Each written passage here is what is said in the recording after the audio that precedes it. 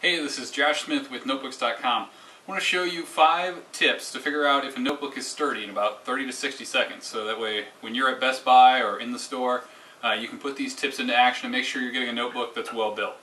First thing, if you open up your notebook, is to do one hand hold. Basically, just hold it with one hand on one of the corners. Doesn't matter which you choose. But it shouldn't feel like the notebook is flexing or bending too much right in here. So just pick the notebook up from the shelf, hold it like this, maybe wiggle it a little bit, make sure it feels okay.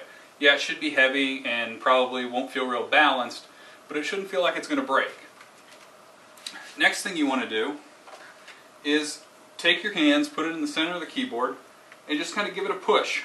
Not a whole lot of pressure, but enough that you should be able to tell if there's going to be any flex. If the inner part here flexes in too much, it's a good sign that the keyboard area is going to lead to a mushy typing experience. Next up is you want to close the notebook. Make sure that it closes nice and firm. It shouldn't move back and forth and have a lot of play here when you wiggle it. To give you an example of a notebook that does do that, we have another notebook here. And so if I wiggle this back and forth, or if I were carrying it from room to room, there's a lot of play here, so the notebook wiggles.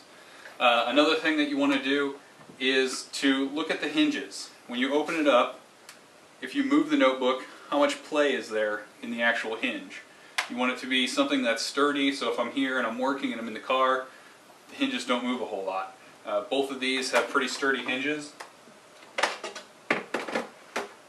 The other thing that you can look at is try and find a notebook with metal hinges. It leads to a much nicer experience, and while you're doing this, go ahead and open up the notebook as far as you can. Ideally, you want something that opens to as wide of an angle as possible. That way, no matter what position you're in, if you're on the couch, in the car, wherever you're working, you can get a nice angle display so that you can work. The final thing that you want to do, or one of the final things, is to do a test of the display. So, not with a lot of pressure, but put your hands like this, and then just put a little bit of push there and see how much flex the notebook has. You ideally want something that doesn't flex too much. A little flex is okay, you're not going to find a notebook with no flex, but the idea is so that way when it's in your book bag, you get a whole bunch of stuff there, it's not going to be pushing in and picking up an imprint of the keys like we commonly see. So if you take these rules and put them into play, you should be able to go into Best Buy, spend 30 to 60 seconds with each notebook that you're interested in, and figure out right away if it's a keeper in terms of build quality. You know, testing these things out can really save you in the long run, and we hope you'll come back and check us out at Notebooks.com for more buying tips.